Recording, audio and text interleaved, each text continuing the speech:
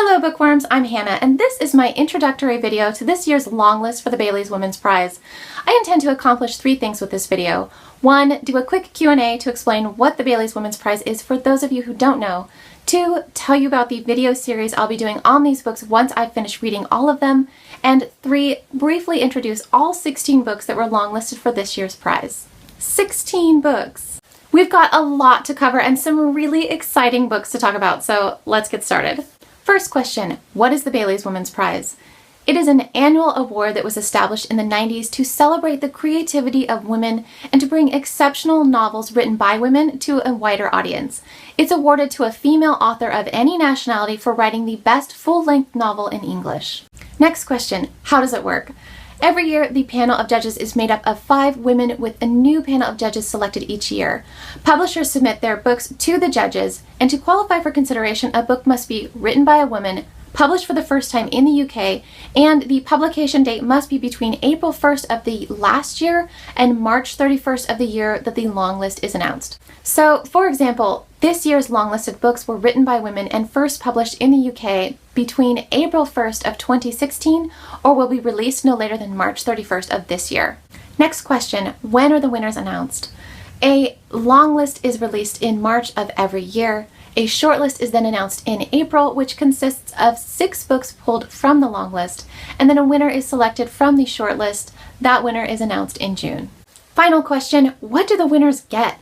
The winning author is awarded £30,000, which equates to roughly 36,500 American dollars, and the author is given a limited edition bronze statue that's known as a Bessie. Most importantly, the winning author and all of the books that are longlisted or shortlisted receive more attention from readers. They find their way into more bookstores and libraries, and they subsequently see better sales. To conclude, the Bailey's Women's Prize is about celebrating the work of creative women, and that is a cause that I can get behind. I'll be releasing a multi-part video series in May once I've finished reading all of the books on the long list. In those forthcoming videos, I'll be sharing my spoiler-free thoughts on each book, and I'll be ranking the entire list in order from least to top favorite. Now, let's talk about the books. I've decided to introduce all 16 books in the order of my level of enthusiasm for reading them. I'm excited to read all of them, but I'll be presenting them in order from least interested to most interested to read. Number 16 is Barkskins by Annie Proulx. This takes place in the late 17th century in New France and concerns 2 penniless young Frenchmen who agree to work for a feudal lord for 3 years in exchange for land. They work as woodcutters, also known as Barkskins. One of the young men has a life of hardship and oppression, while the other becomes a businessman. This book is said to be a dazzling and violent portrayal of the descendants of both men over the course of 300 years, with each new generation cutting down trees as though there's an infinite supply of them.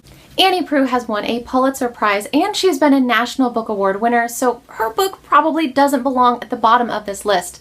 But for me, the mention of a 300-year saga following the descendants of 2 characters rings too close to Homegoing by Ya Jesse, which I read last month and found underwhelming. I'm concerned that following multiple characters over the course of centuries won't allow me enough time to develop an attachment to any of the characters. However, I am interested to see how the author links the act of deforestation across centuries to the modern day and the threat of ecological collapse. Number 15 is Do Not Say We Have Nothing by Madeline Tien. This centers on 2 young women living in present-day Vancouver.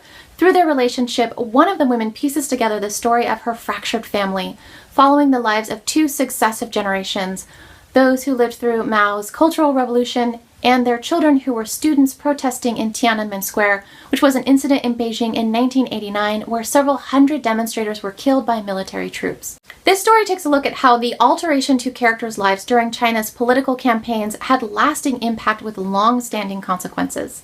Do Not Say We Have Nothing was a finalist for the Man Booker Prize in 2016, and I've heard really good things about it. It just doesn't appeal to me to the same degree as some of the other books on the long list. Number 14 is The Lesser Bohemians by Emer McBride, which is a contemporary women's novel set in 1990s London and chronicles the unlikely love story between an 18-year-old Irish girl attending drama school and an older man who is a well-reputed actor. She is said to be naive but thrilled by her new life in the city, while he is haunted by the demons of his past. Together, they engage in a glamorous relationship that, to quote Amazon, risks undoing them both. Emer McBride won the Bailey's Women's Prize in 2014 for her debut novel, A Girl is a Half-Formed Thing. This is her second book, and she's on the list yet again, so you may be wondering how I could rank a book by this author so far down the list, and the answer is because this is an incredible list of books. Number 13 is Hag-Seed by Margaret Atwood. This is a satirical contemporary retelling of Shakespeare's The Tempest. It's about a theater director who, after an act of unforeseen treachery, finds himself consumed with thoughts of revenge. After waiting 12 years, revenge arrives in the form of a theater course at a nearby prison where he'll put on the Tempest and ensnare the traitors who destroyed his life. I've never read anything by Margaret Atwood, and it's time to rectify that. I've had my eye on The Handmaid's Tale, but I am more than happy to start exploring her body of work with this book. Number 12 is Midwinter by Fiona Melrose, which is one of only 3 debut novels on the list. It's set in Suffolk and concerns a father and son struggling to sustain their property, their livelihood, and their heritage in competition with big business. A tragic incident from their past haunts their relationship and puts them constantly at odds with one another. In the midst of a particularly difficult winter, their differences threaten to separate them forever. I can't say I would reach for this book under normal circumstances, but the long list is heavy with female characters, so I'm drawn to the idea of exploring the dynamic between a father and son. Now we move on to number 11, which is The Dark Circle by Linda Grant. This story unfolds in a Kent tuberculosis sanatorium in the 1950s, where an ailing teenage brother and sister make the acquaintance of several people, such as Army and Air Force officers and a mysterious German woman. They learn that a cure for their illness is just out of reach, but that freedom is within their grasp if they're willing to incite a rebellion. Linda Grant won the Bailey's Women's Prize in 2000 for her novel When I Lived in Modern Times. I moved this book up the list because I'm interested in reading about a brother-sister relationship. That's something I don't feel I've read an entire adult novel about in quite some time, and I'm ready to amend that. I'm going to be zigzagging all over your screen because I have another image of a book cover for you, and that is number 10, Stay With Me by Ayubama Adebayo. This is a debut contemporary women's novel about a husband and wife who have been happy since they met and fell in love at university. The husband chooses to only take one wife, so it's vital for the woman to get pregnant, but when it seems she can't and her husband is poised to take a second wife to impregnate, the woman resorts to desperate measures to get pregnant. This is said to be a story of love, sacrifice, and motherhood. It's being compared to Little Bee by Chris Cleave, which I've never read but want to, and Room by Emma Donoghue, which I have read and loved. And for that reason alone, I've moved this book higher up the list. We are about to split screen again for number 9, which is First Love by Gwendolyn Riley. This is another contemporary women's novel, but this one is set in London and follows the story of a woman married to an older man.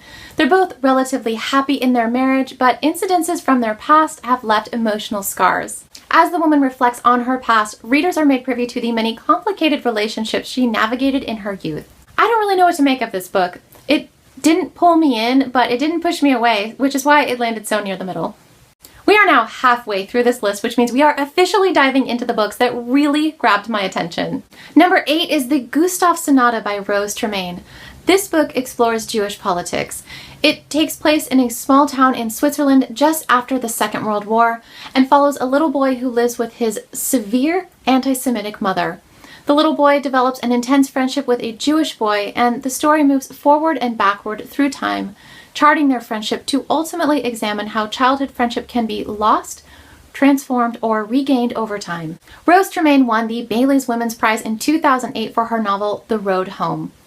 Not only does the premise of this book appeal to me on a personal level, it's an unorthodox read for me, so I'm looking forward to exploring something that's new and different. Number 7 is The Sport of Kings by C.E. Morgan. Let's talk about horses, because this book concerns Hell's Mouth, a thoroughbred horse with the blood of Triple Crown winners who is owned by the Forge family, one of the oldest and most powerful dynasties in Kentucky. The father and daughter of the Forge family team up with a young black farmhand to make Hell's Mouth the next super horse. In their desire for glory, the three are entangled in a story of fear, lust, and prejudice. I spent the month of February reading selected books in celebration of Black History Month, so racism and the unrelenting legacy of slavery are still prevalent in my mind. This moral epic intrigues me because it proposes to discuss those atrocities under circumstances that I'm unfamiliar with reading about. Number 6 is The Mare by Mary Gaitskell. This is a contemporary women's novel that also concerns a horse. It's about an 11-year-old girl from Brooklyn who comes to stay with a family in upstate New York for 2 weeks. In time, the girl finds herself torn between her complicated host family and her troubled mother. Her one constant in this confusing time is an abused horse named Fugly Girl. That's such a mean name. This book is said to explore the connection between people and animals, and also the way people connect with other people no matter how different they are. Both of those forms of connection are important to me, so I'm really looking forward to reading this book. Number 5 is The Essex Serpent by Sarah Perry, which is a historical fiction novel set in London in 1893. When a woman and her son arrive in Essex, they hear a rumor that the mythical Essex serpent, said to have once roamed the marshes taking human lives, has returned to the coastal parish of Midwinter. The woman is a naturalist and thinks the Essex serpent might be an undiscovered species, so she sets off to Midwinter where she meets the vicar. Though she and the vicar have opposing opinions about the Essex serpent, the two are inexorably drawn together. To be honest, I've had my eye on this book for a while for no better reason than how alluring I found the cover, and I was pleasantly surprised to see it on the long list. Now that I've researched what it's about, I'm even more interested in reading it. Moving on to number 4, we get to The Woman Next Door by Yewande Omotoso. This is the story of 2 women living in South Africa, one black, one white, who are neighbors. The two are sworn enemies, separated only by the hedge between their properties, and are one day forced together by unexpected events. In time, they come to realize they have much in common, and they each desire something that the other has. The women in this book are described as being zealous and hostile in ways that belie their age, which brings to mind The Odd Couple. I'm talking Jack Lemmon and Walter Matthau Odd Couple. I haven't come across anything that suggests this book is humorous. It's just an assumption I've made based on my initial impression, but I hope it's funny. There's only 3 books left, and I have to say, I struggle to put these books in any kind of order. They all sound fantastic to me, but sometimes duty obligates us to make tough choices. Number 3 is Little Deaths by Emma Flint. This debut novel is a literary crime thriller based on a true story. It's about a single mother living in Queens, New York in 1965 whose 2 small children go missing. When her children are later found murdered, the woman, who works as a cocktail waitress and has empty alcohol bottles and provocative clothing all over her apartment, becomes the prime suspect in the case. Even though I'm excited to read this book, I'm a little concerned about the mixed reactions it's received from reviewers. I really, really want it to be the compelling suspense novel I envision it being in my head. Number 2 is The Lonely Hearts Hotel by Heather O'Neill, which is a historical fiction novel with magical realism. Let me set the stage. It is 1914 and 2 babies are abandoned at a Montreal orphanage. As teenagers, they prove to be a prodigy pianist and talented dancer who travel around the world performing together and fall in love. Together they dream up a plan for the most extraordinary and seductive circus in the world, but are separated by the Great Depression. When they later reunite in the city's underworld, where they dabble in sex, drugs, and theft to survive, they band together and take to the streets of New York to finally bring their exotic performances to the stage.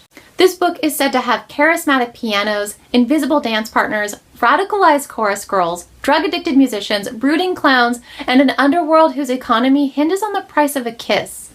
I am so ready to read you. Coming in at number 1 is The Power by Naomi Alderman, which is a feminist speculative fiction novel in which the status quo between genders is reversed because women around the world develop a supernatural strength that gives them dominance over men. I once saw J.K. Rowling in an interview where she said that magic appealed to her as a writer because it allowed her to remove physical strength from the equation and put men and women on an even playing field. Those of us who have read Harry Potter know that that allowed her to write several strong and memorable female characters. I'm intrigued that this book tackles the same issue of physical strength being a factor in gender inequality, and I'm anxious to see what suggestions the author makes about how the shift in physical strength would change the world. Whew! We did it. That was a long list. Did you see what I did just there? Long list. Get it? You may be wondering, Hannah, is this the order in which you're going to read the books? And the answer is no, because I was only able to get some of the books immediately from the library and the bookstore. I'm on the wait list at the library for a few others, and some are coming in the mail from the UK, so I'm going to make my way through the books as they become available to me. If you've made it to this part of the video, I commend you and I thank you. If you've read some of these books, or if there are some that you're excited to read, I want to know which ones and why in the comments below. Thanks, everybody!